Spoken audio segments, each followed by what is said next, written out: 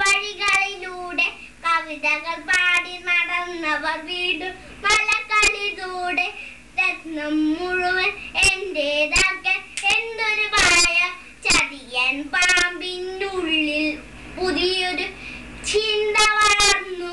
മലയടിവാരത്തുള്ളൊരു മാള തന്നിൽ കേറി ഒളിച്ചിരുന്നു കീരിച്ചേട്ടൻ കാണാതറിയാതെ. ആ രത്നക്കല്ലിന്നു പാമ്പിൻ വായിൽ തന്നെ. അതുകൊണ്ടാ